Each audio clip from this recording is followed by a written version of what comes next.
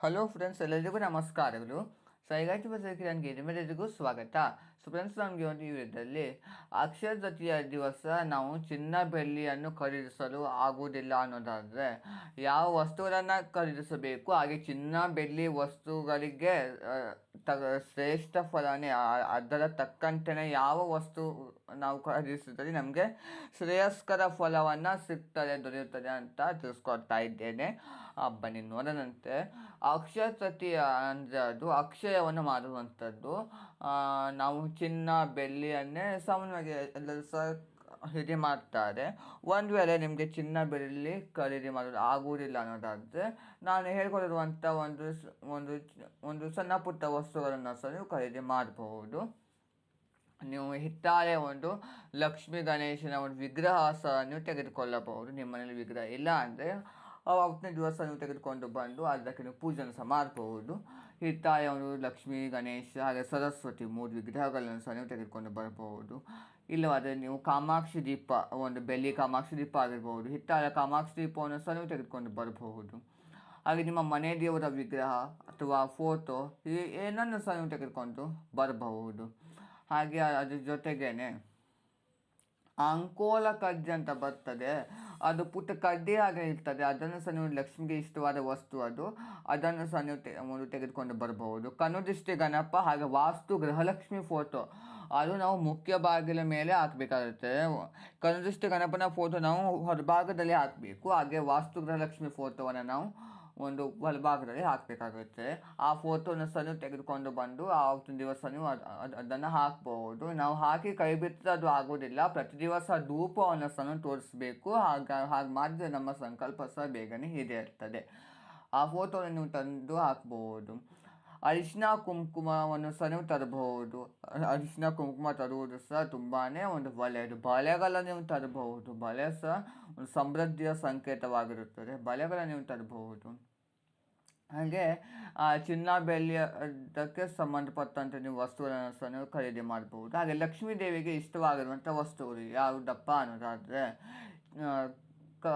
ಕವಡೆ, ಗೋಮತಿ ಚಕ್ರ, ಗುಲಗಂಜಿ, ಮತ್ತು ಜೋಡಿ ಕೊಂಡಿ ಮುಳ್ಳು, ಮತ್ತು ಮೋತಿ ಶಂಕು, ಮತ್ತು ನಾಣ್ಯಗಳು, ಲಕ್ಷ್ಮೀ ಕುಬೇರ ನಾಣ್ಯಗಳು, ಬೆಳ್ಳಿ ಹೂಗಳು ಈ ಥರ ಸಹ ನೀವು ಒಂದು ಖರೀದಿ ಮಾಡಬಹುದು. ಹಾಗೆ ಚಕ್ಕೆ, ಲವಂಗ ಮತ್ತು ಏಲಕ್ಕಿ ಇದನ್ನು ಸಹ ನೀವು ಖರೀದಿ ಮಾಡಬಹುದು.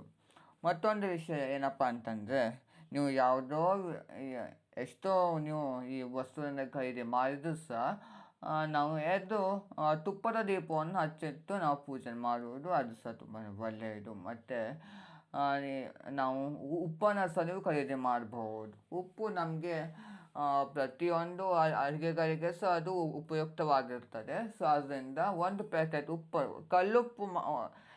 ಕಲ್ಲುಪ್ಪನ್ನೇ ನೀವು ತೆಗೆದುಕೋಬೇಕು. ಮತ್ತು ಪುಡಿ ಉಪ್ಪನ್ನು ನೀವು ಬರಬೇಡ. ನೀವು ಕಲ್ಲುಪ್ಪನ್ನು ತೆಗೆದುಕೊಂಡು ಬಂದು ದೇವರ ಮುಂದೆ ಇಟ್ಟು ತಿರುಗಿ ದಿವಸದಿಂದ ನೀವು ನಿಮ್ಮ ಒಂದು ಅಡುಗೆಗಳಿಗೆ ಅದನ್ನು ಬಳಸ್ಬೋದು. ಅರಿಶಿನ ಸಹ ನೀವು ತೆಗೆದುಕೊಂಡು ಬರ್ಬೋದು. ಮತ್ತು ಧಾನ್ಯಗಳು ಅಕ್ಕಿ, ತೊಗರಿ, ಬೆಲ್ಲ ಈ ಥರ ಸಹ ನೀವು ತೆಗೆದುಕೊಂಡು ಬರ್ಬೋದು. ಅದು ಸಹ ತುಂಬ ಒಳ್ಳೆಯದೇನೆ.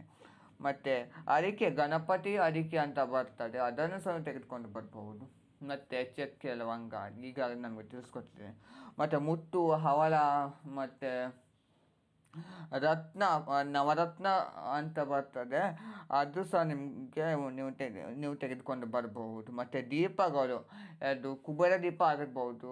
ಹಾಗೆ ನೀವು ಕುಬೇರನ ಒಂದು ವಿಗ್ರಹವನ್ನು ಸಹ ನೀವು ತೆಗೆದುಕೊಂಡು ಬರಬಹುದು. ಕುಬೇರ ದೀಪ, ಕುಬೇರನ ವಿಗ್ರಹ ತುಂಬ ರೀತಿಯಲ್ಲಿ ಸಹ ಬರ್ತದೆ.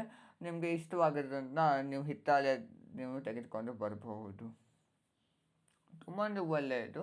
ನಿಮಗೆ ಏನನ್ನೂ ಸಹ ನೀವು ತೆಗೆದುಕೊಂಡು ಬರಲು ಆಗುವುದಿಲ್ಲ ಅನ್ನೋದಾದರೆ 2 ಮನೆಯ ದೀಪವನ್ನು ನೀವು ತೆಗೆದುಕೊಂಡು ಬಂದು ಅದಕ್ಕೆ ತುಪ್ಪವನ್ನು ಹಾಕಿ ತುಳಸಿ ಕಟ್ಟೆಯ ಮುಂದೆ ಇಲ್ಲವಾದರೆ ನಿಮ್ಮ ಮನೆಯವರ ಮುಂದೆ ನೀವು ಅದನ್ನು ಹಚ್ಚಿ, ಈ ವರ್ಷ ನನಗೆ ಏನನ್ನು ಸಹ ತೆಗೆದುಕೊಂಡು ಬರಲು ಆಗಿಲ್ಲ, ನಾನು ಬರೀ ಈ ದೀಪವನ್ನು ತೆಗೆದುಕೊಂಡು ಬಂದಿದ್ದೇನೆ, ಮುಂದಿನ ವರ್ಷ ತನಕ ನಮಗೆ ಮತ್ತಷ್ಟು ಅಕ್ಷಯವಾಗಲಿ ಅಂತ ನೀವು ಮನೆದೇವರ ಹತ್ತಿರ ಕೇಳ್ಕೋಬೇಕು. ನಿಮ್ಮ ಮನೆದೇವರ ಪೂಜೆ ಮಾಡಿಕೊಂಡು 2 ತುಪ್ಪದ ದೀಪವನ್ನು ಹಚ್ಚಿದರೆ ಅಷ್ಟೇ ಸಾಕು, ತುಂಬಾ ಒಳ್ಳೆಯದಾಗ್ತದೆ.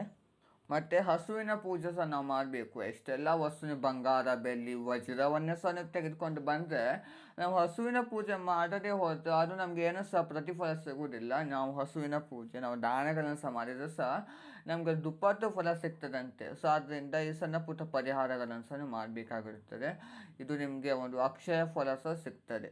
ಮತ್ತು ನೀವು ಮನೆ ರಿಜಿಸ್ಟ್ರೇಷನ್ ಮಾಡ್ಕೋಬಹುದು, ಮತ್ತು ಜಮೀನಿನ ಒಂದು ರಿಜಿಸ್ಟ್ರೇಷನ್ ಮಾಡ್ಬೋದು, ಬೀರುವನ್ನು ನೀವು ತೆಗೆದುಕೋಬಹುದು, ಮತ್ತು ಮನೆಯನ್ನು ಸಹ ನೀವು ತೆಗೆದುಕೋಬೋದು, ಮನೆ ಗೃಹ ಪ್ರವೇಶ ಮಾಡ್ಬೋದು, ಹೊಸ ವೆಹಿಕಲ್ ಅಂದರೆ 2 ವೀಲರ್ ಆಗಿರ್ಬೋದು 4 ವೀಲರ್ ಆಗಿರ್ಬೋದು ಅದನ್ನು ಸಹ ನೀವು ಪರ್ಚೇಸ್ ಮಾಡ್ಬೋದು.